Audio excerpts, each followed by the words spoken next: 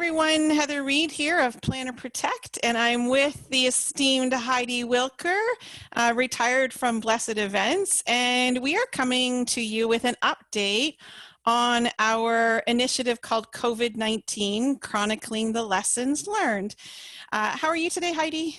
I'm great. I'm great. It's Good. been such a pleasure working with you. I'm going to get that in writing. No. You bet. Yeah, so it's been a while, Heidi, since we actually connected and gave an update. And so we thought it was about time because even though we've been silent over the summer, we have not been unproductive. We have actually been hard at work. And actually, I think the last update we had just finished analyzing all of the interviews, and that and we had taken 6 weeks to do that because I think, as we said, we took an hour to review each of the hour-long interviews. And so Heidi, first of all, there's two things. One, congrats on the Hall of Fame. Oh, thank you very much. Yeah, I'm very humbled and just amazed to be in the company of all of the other inductees over the years. Yeah, it's so unfortunate that we couldn't get together and celebrate you and the other recipients, but I just wanted to give a shout out, like, way to go. I'm so happy to be working with you and a Hall of Famer too. That's so cool.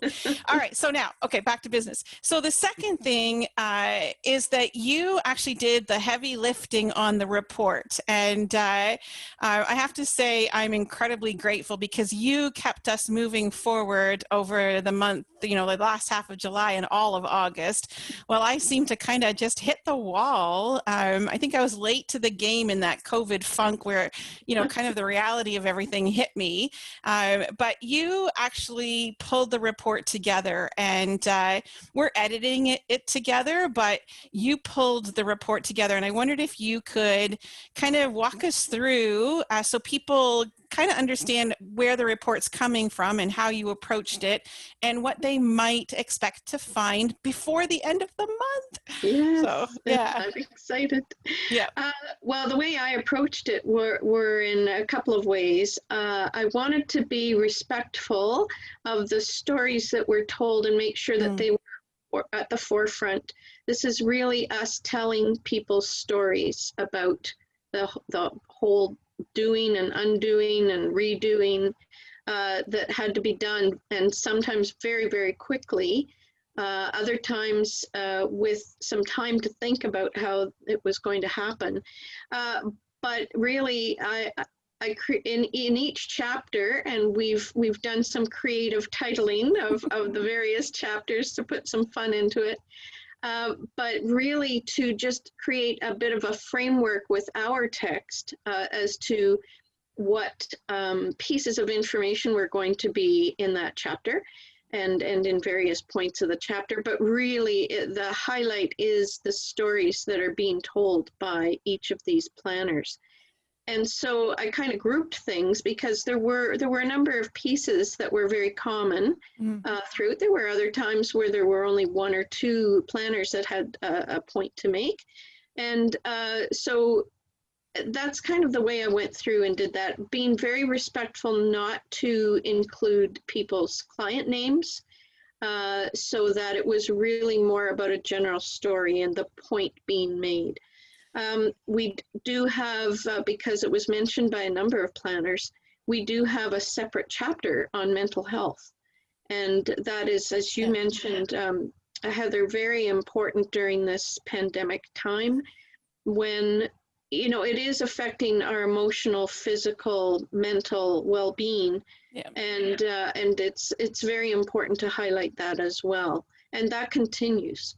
So I think that's really important for people to see and understand that they're not alone in that. We're all in this together is a mantra, and that encompasses mental health, physical health, everything. Working together, keeping together, it continues and should always be there, but especially during this unprecedented time. Yeah. So that's kind of how I approached it.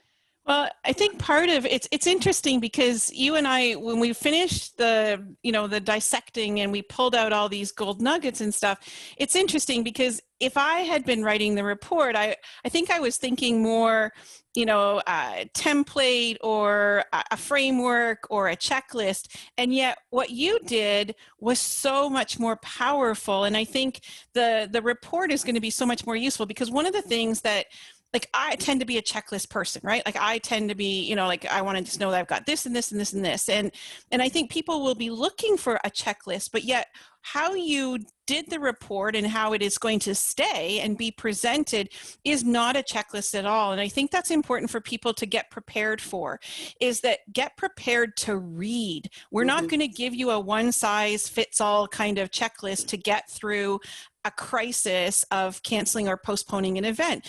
Because one of the things I think you and I heard repeatedly was that no two events are exactly the same, and no two audiences, no two clients, no two employers, no two events are the same. And so to do a generic template wasn't going to do justice to what everyone had been through. And so how you structured it was you literally took verbatim the quotes from the videos and put those in the report. And I think people are going to have to really read with their own lens, their own perceptions, their own experiences to pull out what is meaningful to them as a planner. And it's interesting, and I'm so grateful that the way the powers that be had it work out that you took the ownership of the report, because I think in the end it's a brilliant way to do it, is that we haven't interpreted, we haven't massaged or extracted. We've given folks the full what's the word? The full highlight brilliance, of the planners in their own words. Yes, exactly. And so the report is, oh, sorry, Heidi, yeah. No, I was just going to say, and it's interesting too, a few of our planners were able to provide a couple of scenarios of their client experiences.